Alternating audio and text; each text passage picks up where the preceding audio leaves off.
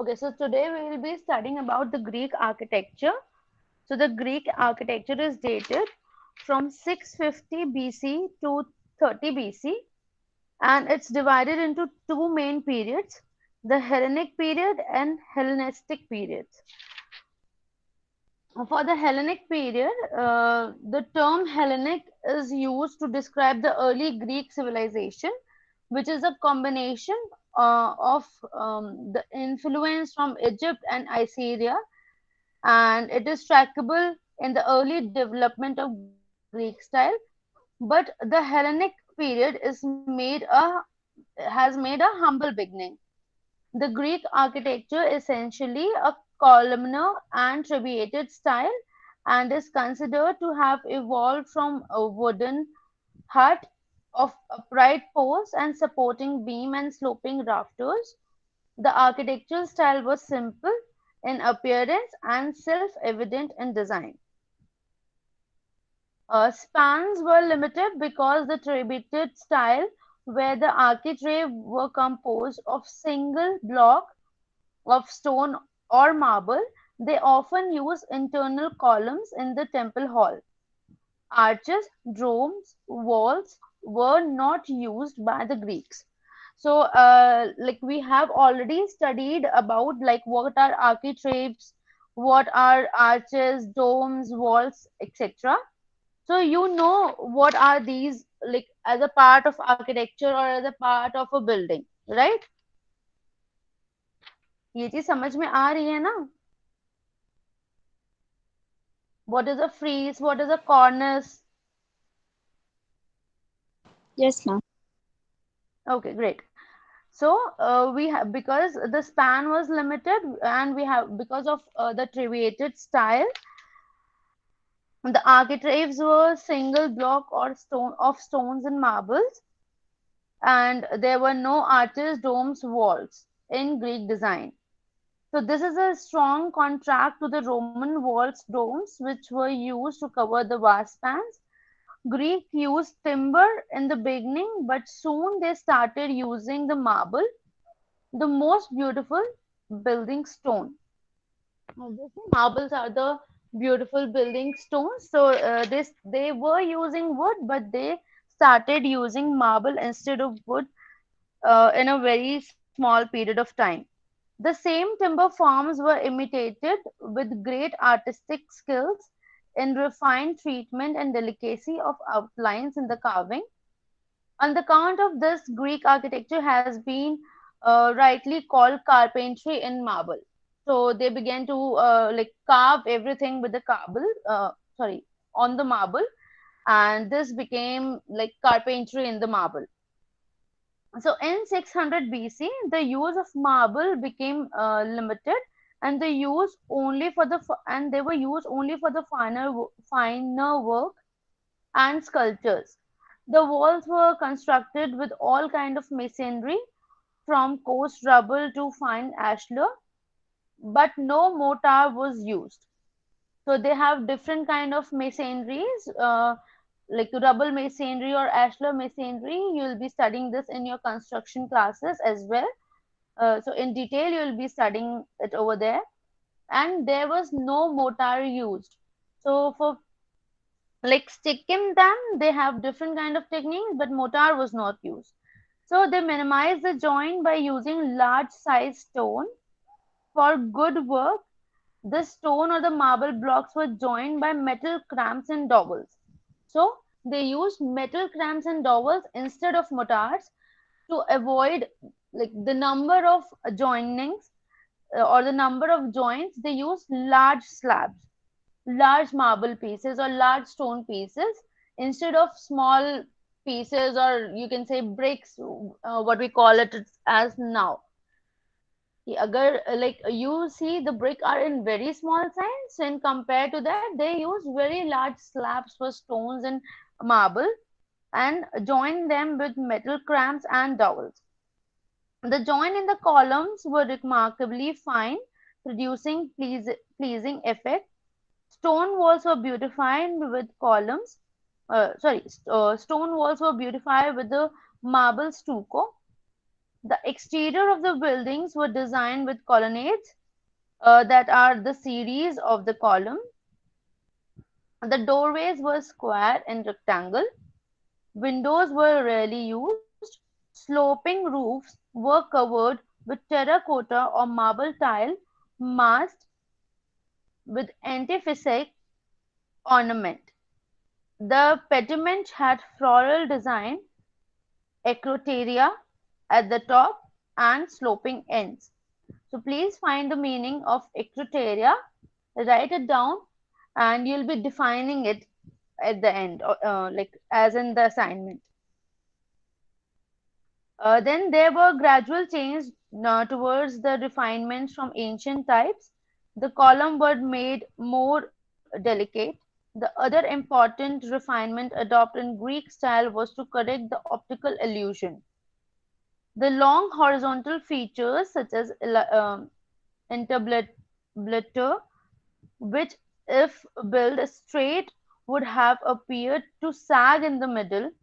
So this was the uh, optical illusion which they used to create because they have a very fine horizontal blocks, and they used to feel that they have sag in the middle, so they just corrected that. This has been corrected by forming the facade with slight concave outline in the center. Also, the vertical columns, if built straight, would have appeared curved inward. Hence, to correct this defect, the side of the column were curved in convex manner so that there were a bulge in the center slightly, which was known as entasis, which were known as entasis. Write down this word entasis, and you have to find out, you have to define its meaning. Are you guys writing it down?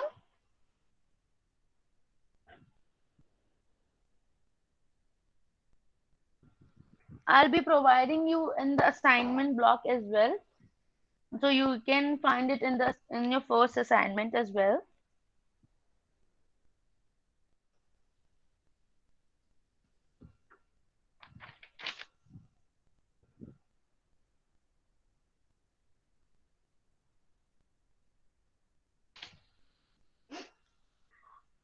Also, the letter of inscription were made larger in the upper line than in the lower line, so that they might appear to be of the same size when seen from the ground level.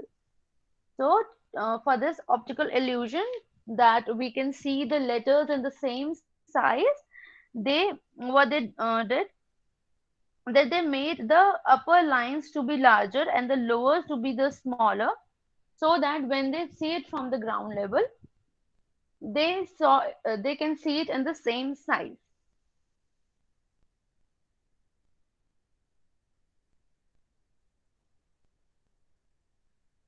So there are three types of orders which we use in Greek architecture, or which they used in Greek architecture. They are Doric, Ionic, and Corinthian, which were standardized and were largely employed in temples, places to attain the greatest effect with regard to beauty. So there are many graceful moldings which are used in different kind of orders. Order are your columns, you know that. So different kind of orders they have been using in the Greek buildings. Let me just show you.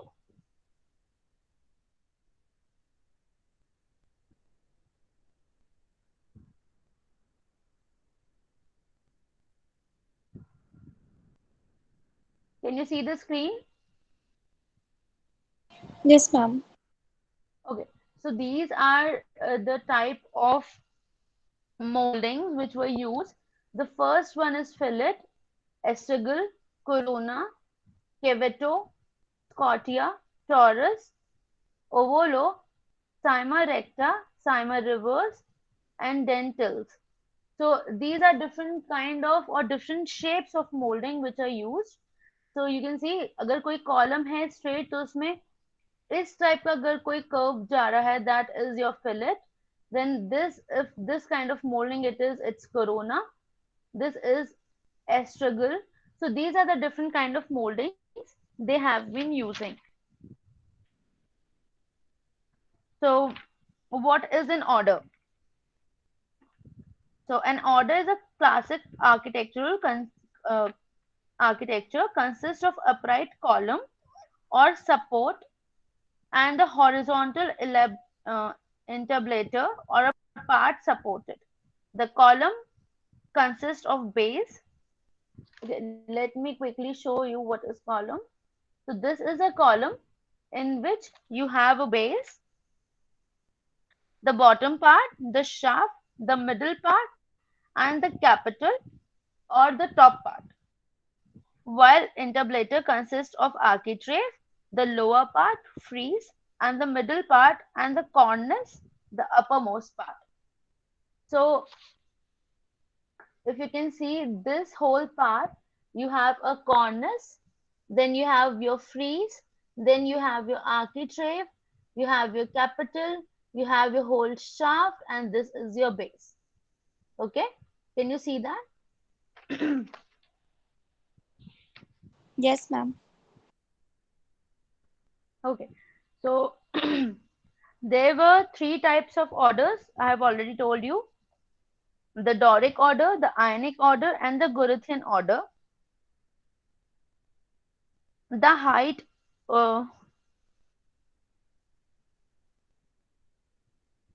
they have different like types of like discussing the heights.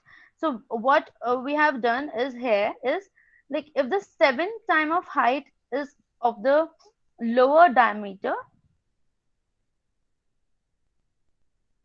the height of entablature is 2 times in terms of the lower diameter. Okay, so let me quickly tell you what does this mean. So in Greek Doric order, the column height is 6 to 7 times its lower diameter. So if this is the lower diameter, the height is 6 to 7 times. Okay. The column has no base but stand directly on the platform of 3 steps called crepidoma. So this is your crepidoma of 3 steps. They doesn't have a base. Just start with a crepidoma, and the the diameter and the height and the column height has a ratio of 6 to 7 is to 1. Okay. The bottom part is called plinth, the stereobate, the middle dado or die, and the top one the stylobate, each part being 1/4 d in height. So each part is 1/4 of the diameter in height.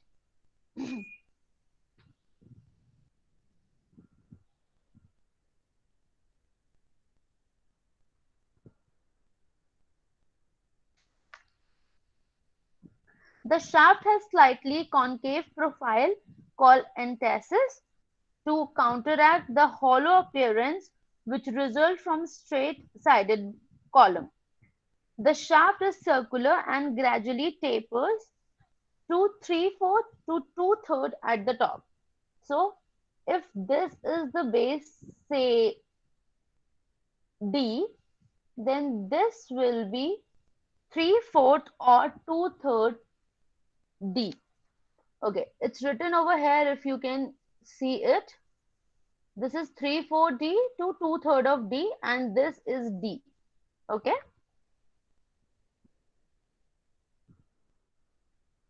The shaft in its length is divided into 20 flutes that are elliptical channels or groove. So these are the flutes. These are the flutes. We are 20 in numbers, and they are elliptical channels. And they are separated by sharp projection called erises. So if these are the flutes, then this sharp edgy thing, the lines you can see are arises. The intercolumniation or center to center distance between two adjacent columns measured at the lower diameter of their shaft is 2 times of the diameter. The shaft end in one of three splendid grooves known as hypotranchelon, which produces a pleasing bend of shading, and the stripe above it is known as tranchelon or necking. Or necking. So you can find this is a necking and this is hypotranchelon. This line is hypotranchelon. Above that, that is tranchelon or the necking. A distinctive capital, which is semi-diameter high, consists of abacus and anicus. So here you can find a abacus or a anicus. This is your anicus. And this top part is your abacus. So this is your abacus when you look from the above. Okay. The abacus, which is a square block, often unmolded, form the upper member of the capital. The echinus has a varying outline, such as parabolic curve or ovalo or subtle profile. It resembles the shell, and hence it is named as volo.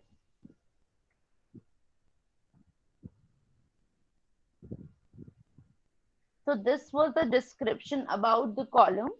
Then when it comes to entablator, the entablator, which is 2 diameter high, consists of three parts, namely architrave, frieze, and cornice. So here you can see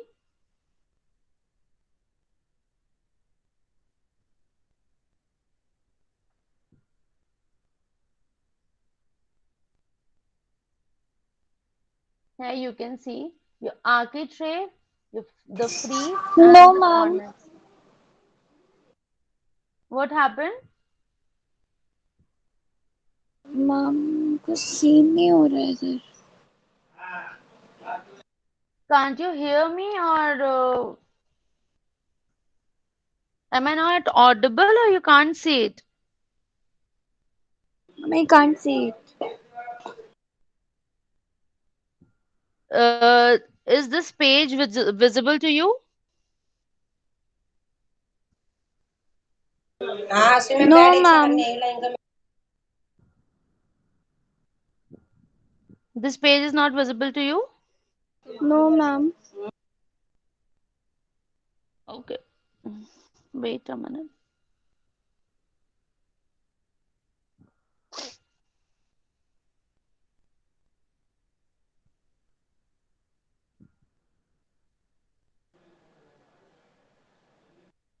Is it visible to you now?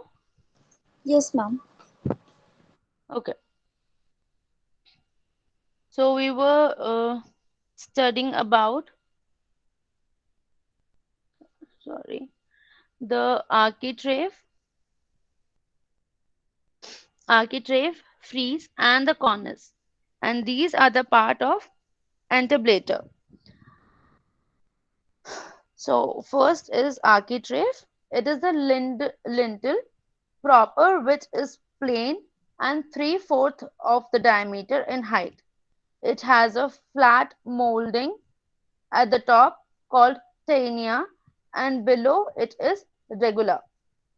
A short band with 6 that is small cone-like block occurring under each trifle. So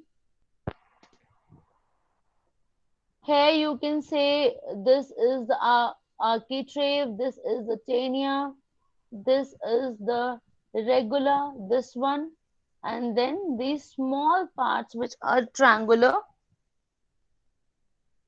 They are called guttae.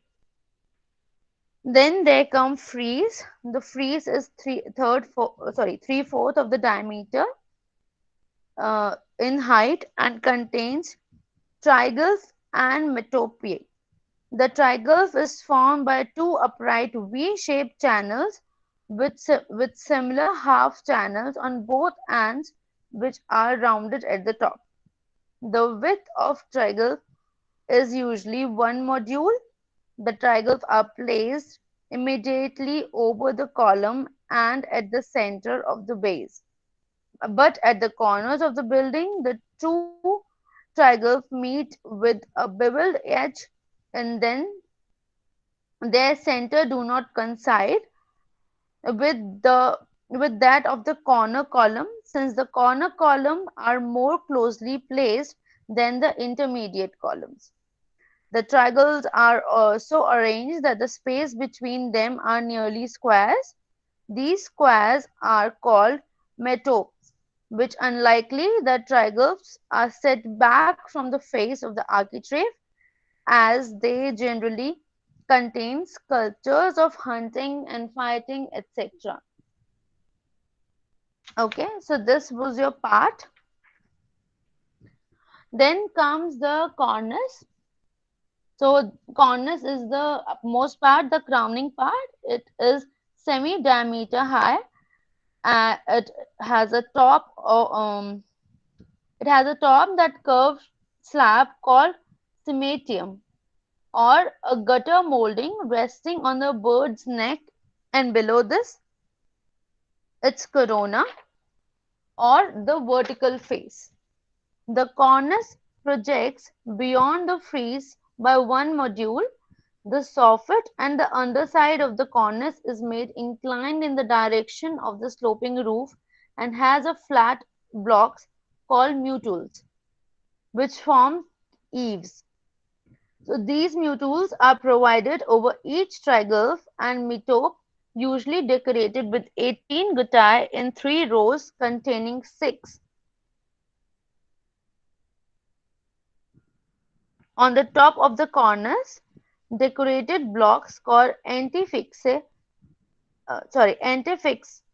are placed at regular distance to hide the joint of the roof tiles.